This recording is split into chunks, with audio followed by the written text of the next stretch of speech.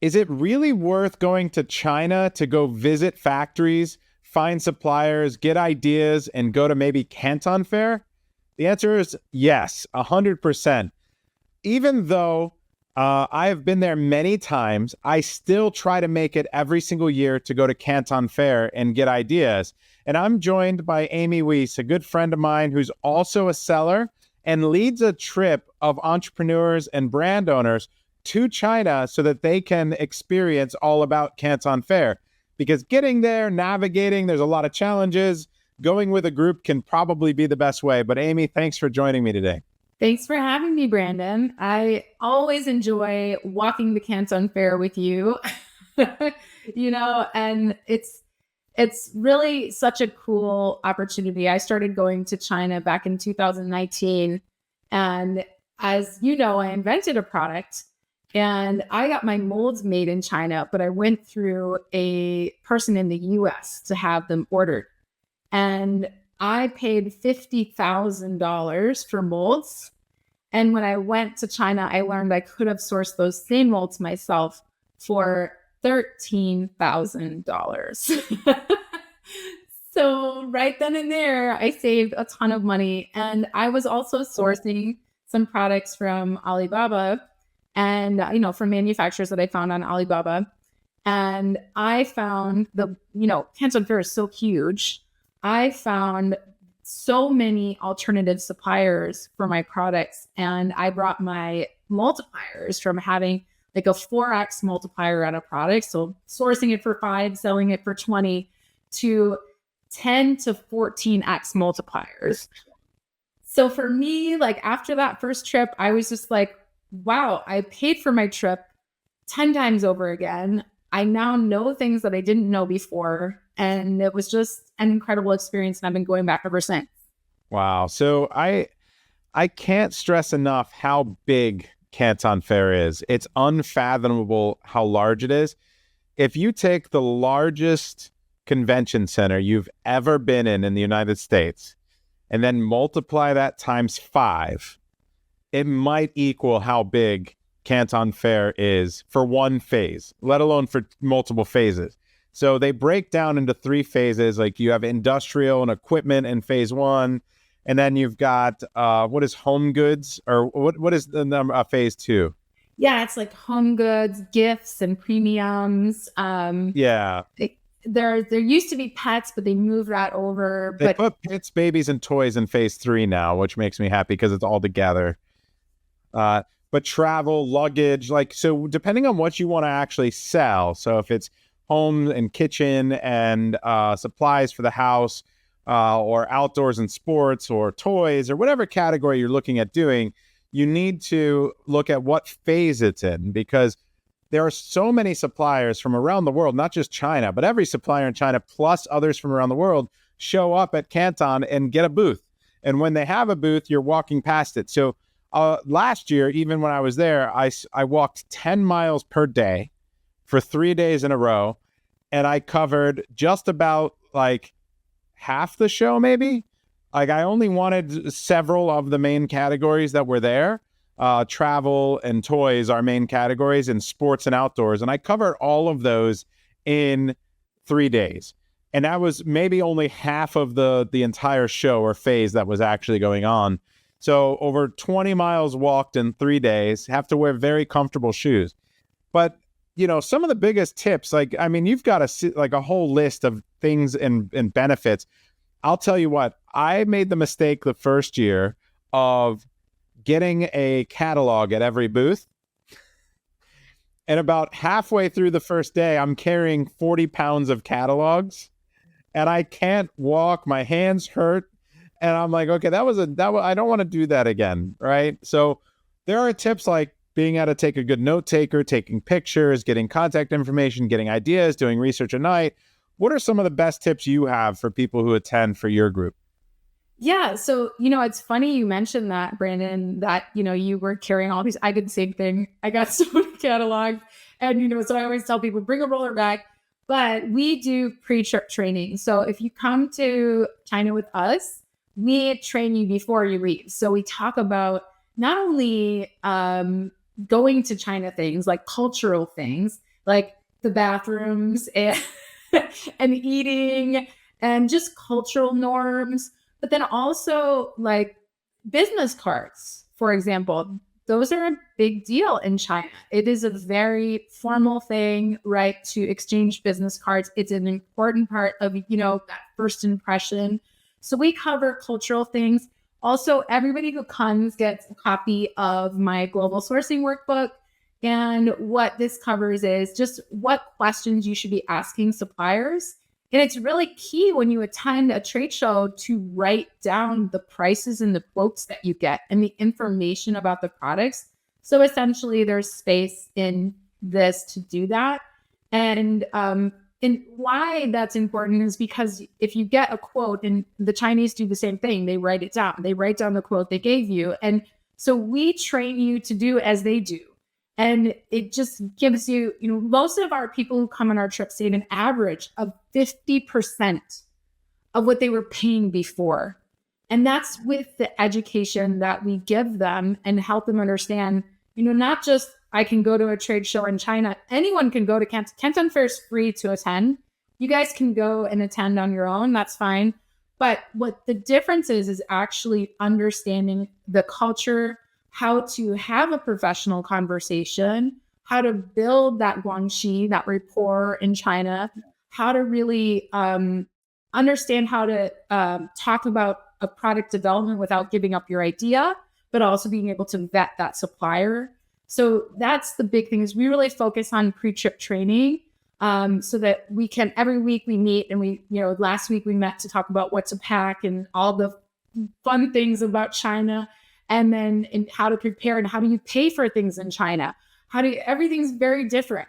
And then this week we're meeting to talk about supplier discussion. So like, how do you make your sourcing list? And there's 80,000 suppliers. So you don't just want to go with no idea what you want to source. You want to have an idea. You want to have a plan. As Brandon said, you're walking how many miles every day. So you want to have a plan. So that's kind of what we help you with.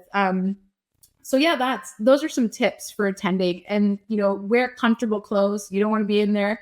It's very humid in Guangzhou. It's a city of 18 million people or something. So wear comfortable 40 clothes. million? Huh? I think it's 40 million. No, I thought it was 20 million. Okay, well, I don't. Now you're Googling. I'm gonna Google it right now because I'm curious. Oh, it is 18 million. Okay.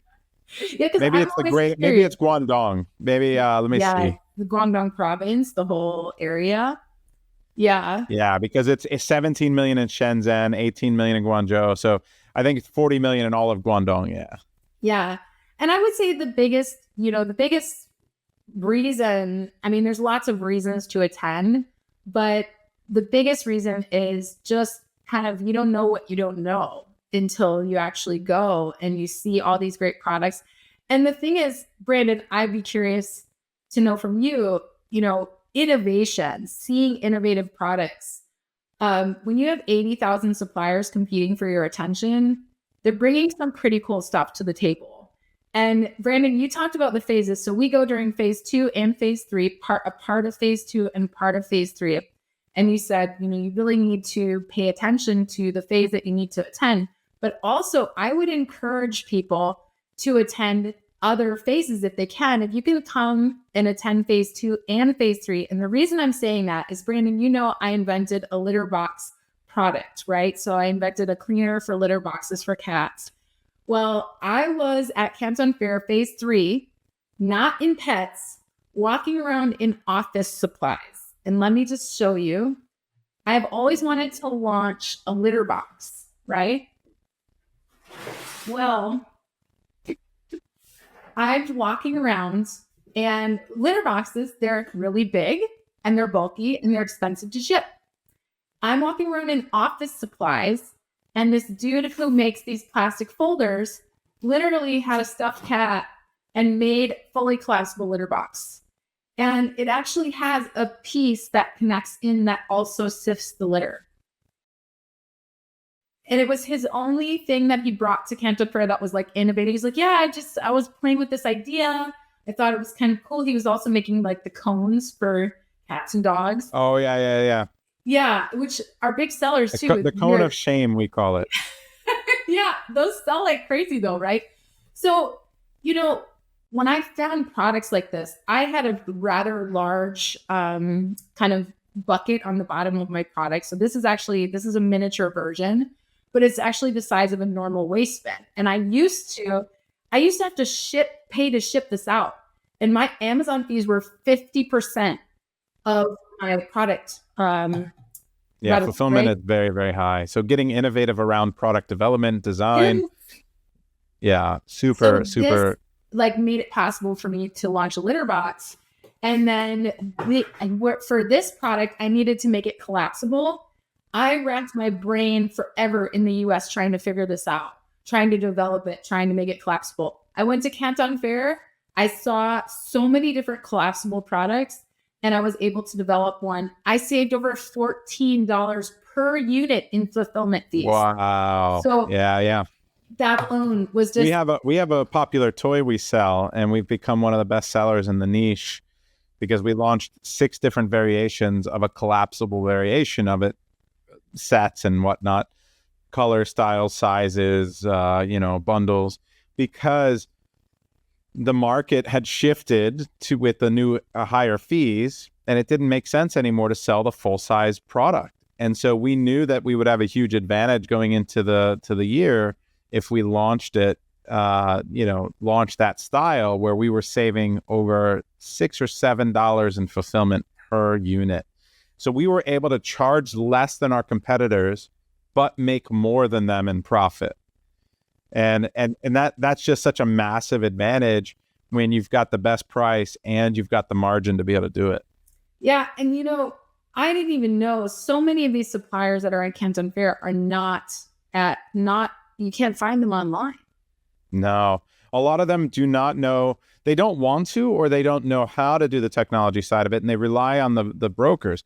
So instead of getting that in-house capability, what they do is they'll post it on 1688 maybe, which is, Alibaba's owned wholesale site. So a lot of people know Alibaba.com, but Alibaba.com owns 1688, and it's all in Chinese because it's the Chinese suppliers and very, very large distributors selling wholesale to smaller distributors and brokers who then take it and list it on Alibaba.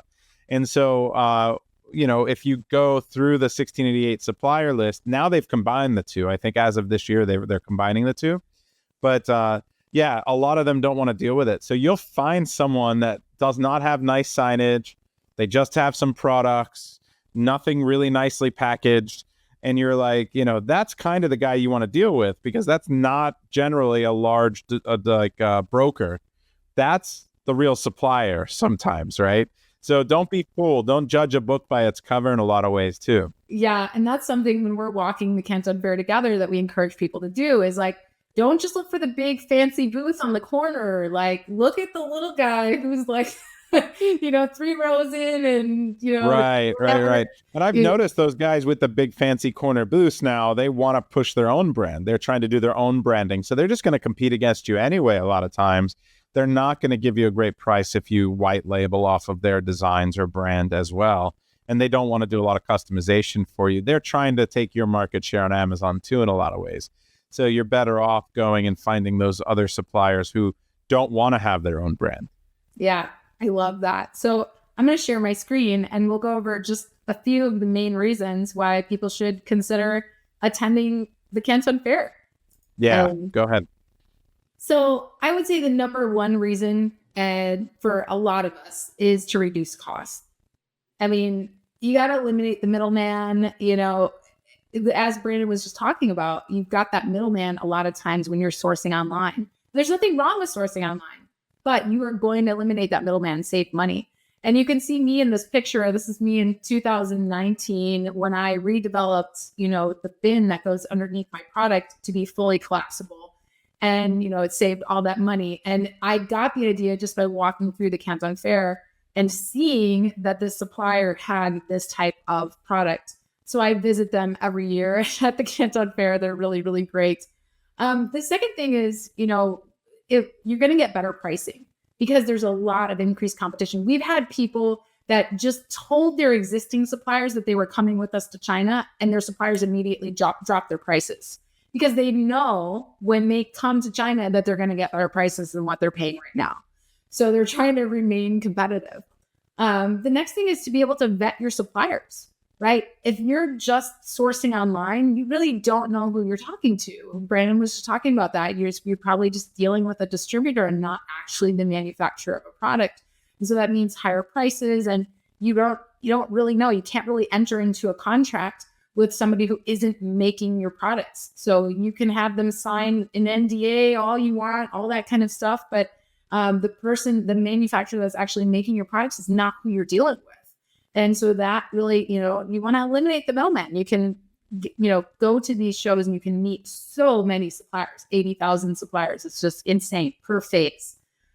So understanding the opportunities is another, big thing, is looking when you're talking with one of these suppliers and you're looking at all of their products inside of their booth, understanding the opportunities that are available to you.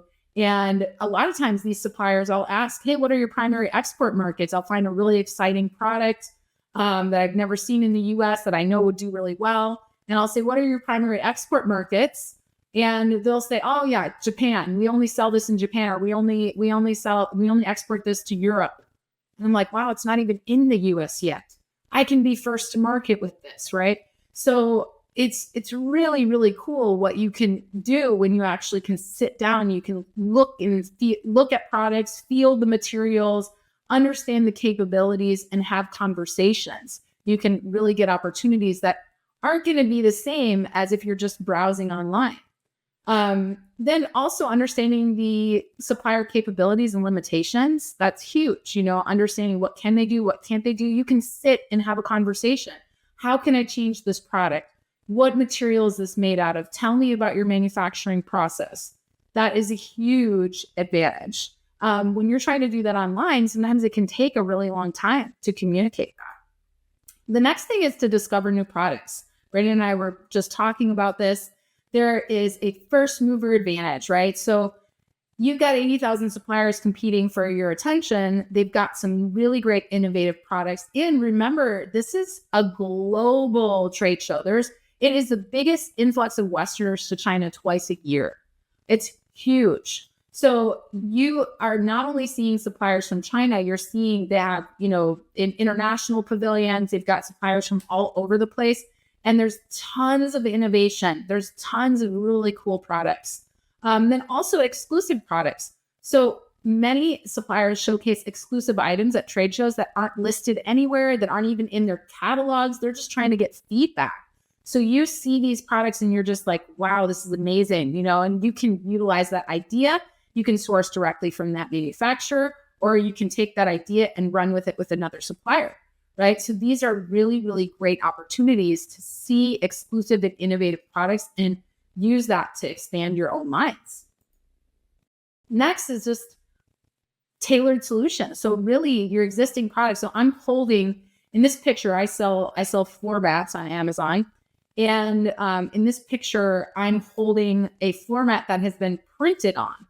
And when I went to China the first time, and I was sourcing these from a supplier that I found on Alibaba, it was a trading company. And I was just sourcing plain colors because that's all they had available. And I got not only quotes, I was paying something like $7 a unit. And when I went to Canton Fair, I got multiple quotes for under $2 a unit. So huge savings, huge cost savings. And I saw this innovative print, and no one else on Amazon had colored floor mats in this particular material. So this was a huge advantage for me, that I could be the first to market with something unique in a category that was beginning to become very competitive and saturated. So that is the thing, is like being able to customize. You can collaborate directly with the suppliers, ask them, how can you customize, what works? And then spotting trends. You get to really see the latest industry trends and what is happening just by walking through a hall. It's really, really incredible. And you can then adapt your product offerings accordingly. If you're in kitchen supplies, for example, you walk through the home and kitchen area of Canton Fair, you're going to see so many of the latest innovations and colors and designs. And you can have conversations with those suppliers. You can take samples back with you. And before you know it, you very quickly can increase your product offerings in a very valuable way and trending way that your competitors are not doing. Your competitors are sleeping on, right? They're just, Brandon has the amazing data dive and it gives us product opportunities. But when you can take those ideas and then you can take them to a trade show like the Canton Fair and then innovate on them even more, your chances of being ahead of your competition are just huge. And not only that, saving on costs. Don't forget that. So gaining a competitive edge. So AI, we all know AI is kind of taken over. Amazon's been driving us nuts on Amazon lately, right? Our title changes, everything like that. So we really need to think about the changes that are coming in e-commerce. The Amazon is also launching this Temu-like store, right, with factory direct pricing. So we need to be thinking about innovating more with our products. We need to be able to kind of build a moat around our brands. And so innovation is really, really critical. And if we're still sitting at home trying to source remotely and not seeing these latest trends, these innovations, what's going on, we're missing out and we're overpaying. And we're not going to be able to compete in the new market. So it's really, really important that you take advantage of this now and head out to a trade show like this. It will pay for your trip many times over again. And you're going to come back with products and offerings that you never even dreamed up for your brands. Also, why do you want to source direct? Like, why not just source online, right? You have much stronger negotiation power when you source direct. When you meet suppliers face to face, it is a game changer. I have a trade show in Mexico and a trade show in the Middle East in Jordan. And relationships are so, so, so important. And in China, that's no different. Relationships are really, really important. So you have much stronger negotiation power. You will save money on your purchasing prices of your products, right? And then getting that customized support. So suppliers are more likely to go the extra mile for customers they've met in person. So I know my suppliers, when they're really running out of time and they've got way too much in the pipeline and they're having a hard time meeting delivery deadlines. When I call them and it's me and they know they're going to see me every year, I come back to China, they really do make an exception for me. And I see that constantly with my clients as well. So clear communication. I don't know how many times you guys have tried to source online and you're chatting through messages and there's a language barrier and you're just trying to get a good sample. And you've gone back and forth 40 times and you're still trying to get a good sample. Well, it's totally different in person. That picture that I showed earlier of me and that supplier where I was redeveloping this bin, right? That supplier came up with that prototype for me overnight. They literally did the sample overnight and sent it back to Canton Fair for me to see it. From the factory visit to when I went to Canton Fair to visit them, they had a prototype ready for me. I've had that happen multiple times where I'm at a showroom or I'm like somewhere where I'm visiting factories and we have a question around, can we make this just 1 inch smaller? Because as you know, 1 inch can be the difference between being standard size and oversized on Amazon, and it can save you a significant amount in fulfillment fees. So we just ask the supplier, can you do this? And same day, turn around and bring a new mold or a new sample for us with the size fixed. That's the difference between being there and not being there. Yeah, I agree. And that's the thing is like, if you told that same supplier that you hadn't met in person, that doesn't have the context of your product, doesn't see it in person, and you said, can you make this smaller? How long would that take? Oh, yeah. Maybe they would never get it done. They have to mail it to you. I mean, how many back and forth calls do you need? Samples do you need? I mean, how many hundreds and hundreds of dollars are you going to they're going to charge you all these additional fees. But since they know you're there, they shook your hand, they took your card, they know you're serious, and that makes the difference. Yeah. Yeah. And then transparency, when you're going and visiting factories, that is huge. Being able to actually visit your suppliers in person. I can't tell you, in India, I'll never forget, in India, when I was attending trade shows there, I saw these amazing booths of suppliers that had multiple production processes, multiple manufacturing processes. They were cut and sew, they were plastic injection molding. And I expected to go to their factories, and you're going to find this in China too. I'm not picking on India, but this was just one particular example, right? Where this supplier, like, they were awesome. Like, their booth was amazing. They did all these things, and I went and visited the factory, and it was a mess. It was like, I could not source from these people, right?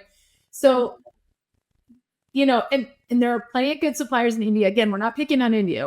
That's one example of, and I've had that in China as well, where, you go to the booth. One of my clients that came on one of my earlier China trips, we went and visited 3 suppliers that we found at Canton Fair. We went and visited them afterwards. They're all mostly in the same area in China. You'll find that in different categories. They're all in the same area, right? The one that we were so excited about, like, their pricing was amazing. Their communication at the show was amazing. When we got there, it was like a total dud. It just, like, so I've seen it too. I've visited dozens and dozens of factories, and so you see the unswept floors, you see the dirt, you see dirty rejected products in a pile, you see the working conditions. Sometimes it's gotten better, but at the same time, like, that's just a giant red flag already. That you have to have a certain standard. Factory inspections are super important. If you can't make it, send somebody. There are actual companies out there you can pay, and it's not very expensive. They will send someone out there and give them a grade, send you tons of pictures, and you will get an idea of what kind of factory you're dealing with. And for peace of mind, I always prefer to do that. At least get someone over there. And even if you can't do factory visits, it's still so wonderful to be at the trade show and actually see all the different products and, be able to talk to them, because you can see a picture of something on Alibaba and send in an RFQ, but you really have no idea where that thing is coming from or, how it's being produced. And so it's just different being able to actually talk to the factory boss, being able to actually have a conversation, understand more about their company, and build that rapport, for sure. So last thing is just trust and loyalty. Personal interactions help in building those long-term partnerships. Problem solving, a strong relationship with your supplier means quicker resolutions to issues. I mean, it's a game changer. Everybody who comes on these trips is just like, I can't believe it. It's just insane. So, and then of course, your exclusive agreements. So I get this question all the time. Can I have an exclusive agreement with a supplier I've never met? Right? Like, will an agreement hold up? It might. And as Brandon said, you got to send people in for factory audits because you don't really know who you're talking to. Right? But when you actually know, inside Canton Fair in every booth, they hang up their business license. You can find out who they are right then and there, and then you can vet them. So you want to make sure that anybody you're signing an agreement with is a legitimate supplier. Yeah, I 100% agree that you need to understand who you're dealing with. But when you walk around the fair and you just see booth after booth after booth of amazing products and ideas, to me, I'm like, I have shiny object syndrome, but what's great is, like, I'll take all those shiny objects and then run them through the data to make sure it's a good product to do on Amazon. So that's what Data Dive's for. But I love just having my mind open to all the possibilities and just taking tons and tons of pictures. So my methodology is, I know you like to write it down, but I'll use like a note keeper. And I'll just take a picture right there in the note keeper, and then make the notes on the pricing they told me. Take a picture of their card and their maybe holding up their card in front of, like, the product I'm interested in. So it reminds me, and then move on to the next booth, because you have to go fast or you're just never going to get through it all also. Yeah. So we do the note taking, and then we also take pictures. And then and you'll see in most of my pictures, I'm actually holding my book open because then I'm in the booth, I'm taking a selfie with that supplier, and I'm in the booth and I can see, and then I can actually zoom in on the picture and look, but I definitely take a picture of their business card and everything as well. I just like to have the products in writing for those longer conversations, for just quick views of pictures of products. It's a great method. I use Google Keep and I love it. It's amazing. So why now? Why should people come in 2024? And by the way, Brandon mentioned he likes to find products and then run the data. And that is what we are doing. When we're together at the fair, we cover more ground because we become a cohesive group and we know what each other are looking for. So we have a WeChat group chat going the whole time. And we're like, hey, Brandon, you wanted to find this? Like, I just saw it over here in this hall. Like, come check this booth out. And we'll send a picture of the booth, and we're all like helping each other cover more ground. And then in the evenings, we come back to the executive lounge at our hotel and we get on data dive and we're like over here checking everything out. We get on our software and actually look at the data behind the products that we saw that day, because you're going to come to China with some sourcing ideas, but you're also going to see so many new things there. You're going to see tons of squirrel syndrome, as Brandon was talking about. You're going to want to start 20 new brands when you leave there. And you got to rein it in. So you got to, kind of get your data down, right? That's what it takes. It really takes digging back into the data. And then you have the sobering reality. You're like, okay, well, maybe I don't have enough capital for that product. Or maybe that design, I need to work on it. Or I can't do it all. Let's prioritize the ones that get the best score, that I know I can win on SEO, that have the lowest risk score from the scorecard and data dive. Exactly. So you guys, now more than ever, it's important. We're really changing. The whole, global economy is changing. So if you are one of those that has kind of always sourced online, you don't really know what's out there, like, now's the time. Because with the things that are changing, it's going to be more important than ever that you have some plans to innovate with your brands and with your products, and you're staying on trend, and also that you are reducing your costs. I love the part of that because reducing costs is important. Margin compression has been a thing. So even if you have successful products, getting there can help you fix it like you did with yours. You can find some margin, find some new suppliers. But with the world of customization, we are using AI to design products now. And so you need to get there to talk to them and show them your concept and say, hey, can you do this, right? Is that even feasible for you to do? What is it going to require from molding, tooling, cutting, sewing, stitching, whatever kind of customization it is? Can you do this thing? And then what will it cost me? And then once you speak to 4, 5, 6 suppliers about this, you'll be able to mark off willing to do it, cost, willing to do it, cost, not willing to do it, not feasible, and then you'll get a really good sense of how to proceed with that product. And so I'm in the process, like Amy says, I want to bring a few ideas, key ideas that I definitely want to get. And then I'm open-minded to new ideas from there, while I'm walking around as well. And without doubt, I leave there every single time with the size of our team. I'm putting the ideas directly into what we use, which is Lark. So Lark is like a ClickUp combined with a Slack, combined with Zoom, combined with Google Docs. It's massive, right? So and it's a huge project management, team management thing. So I'm opening a new project for every single idea I get. I take some pictures and I say, the first step is it goes into the idea bucket. It goes into validation, and then they make a master keyword list out of it. And so my team is moving it along for me. And so, but I can just brain dump the whole time I'm there, which is really, really nice. But if you don't have that team behind you, just taking the pictures, getting all the ideas, putting them into an idea bucket, and then move them later. Like Amy said, you spend the evening looking back at those ideas and validating them. Yeah. And Brandon, you brought up those customization options and how you're able to show the supplier and have that conversation.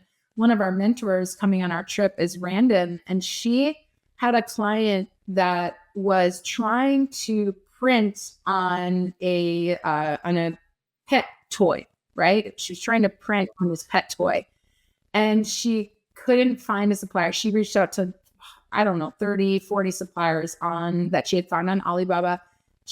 Every single one of them said, it's impossible. We just can't do that. We can't do that process. It's not.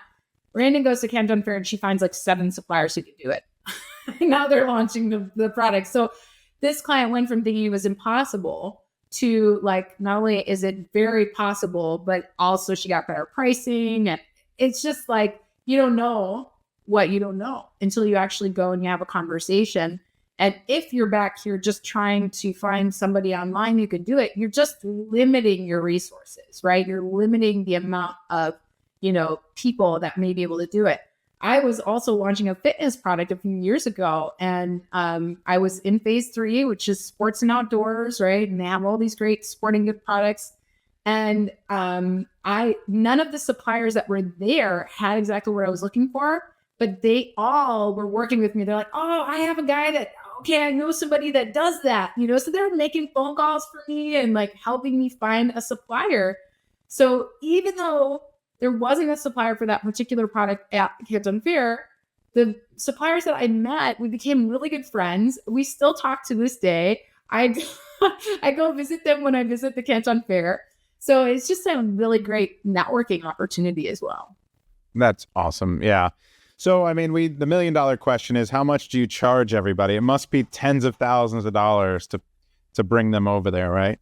Yeah, it's so expensive. Yeah, no, for 10 days of hotel, we charge $5,000. So not even $5,000. It's like $49.95. And if you use the coupon code ChinaInfo, you can actually save an additional $350. So yeah, for like $4,500, you can get 10 days of hotel, all of your airport transportation. We do beautiful dinners every night. We do tourism. We're doing a 1-day China and USA seller mastermind event. Amazon, Temu, and TikTok are coming to invite you to their special programs. I mean, we do all the things and all of it is covered. So literally all you got to do is get yourself to China. We handle your hotel, your transportation, all of the tourism things. We do factory tours together. It is an immersive learning, awesome experience. That is so cool. And so normally going to China, the hotel rooms are not that expensive, but during Canton Fair time, it is extremely expensive. You're not staying at the Motel 6. Like, you're staying at a decent hotel. It costs money per night. So at the end of the day, between transportation, dinners, food, meals for 10 days, and your hotel, you're not making much at all on this. People need to realize that you're not, all of that's included. There are people out there, and we won't name any names, that charge $5,000 for a trip, but that covers nothing. And they want you to stay at the Four Seasons, which is like $600-700 a night, right? So you're on top of that. And they sell you additional like coaching and right. And the additional coaching is $10,000 a year. And so you're in $20,000 before you even launch your first product, right? So that's not what this is. Like, this is what if you want real support, real sellers, real people, awesome. All of the people that attend your trip are so warm and abundant and so cool. You mentioned Ren, and she's amazing. And so and there she is right in the front. Yeah, we went to headquarters last time, and and you get the tours, you're gonna meet Temu and Shein and you get to visit some factories and get all the experience, and then it's all done for you, so you don't have to worry about like going to a foreign country for the first time, especially China. A lot of very strict rules, and so it's highly recommended. First of all, yes, the answer is yes. Go to China. If you're serious about your brand, building a brand, sourcing, logistics, or any of that, go to China. And secondly, go with Amy. If you don't want to go by yourself, highly recommend you go with Amy and her crew. So, Amy, thanks for all the tips, the tricks, the talk. Hopefully, some people watching find you and end up going to China. And I'll see you guys there too. We always end up getting together at some point while I'm there. This year's going to be tough. I'm not getting out there till like the 2nd or 3rd of November. So it's a little late. But if you're still out there, then, we'll still find some time to get together. Yes. So the link for anybody who wants to sign up, and you got to sign up soon, guys. We're getting ready to close ticket sale. Yeah, the trip is very soon. It's in a few weeks. It's in a few weeks. You got to have time to get your visa, all that. Reach out with any questions. You go to that link, amazingathome.com/China. Again, you can use the coupon code ChinaInfo to save $350 on your trip. And, you know, we got to get you signed up ASAP in order to book your hotel room at the current pricing that we're at. So hope you'll join us. Reach out with any questions you have. We have a WhatsApp chat on that link. And Brandon, thank you so much for, having me today. Great to see you, Amy. I'll see you out in China. Yes, for sure.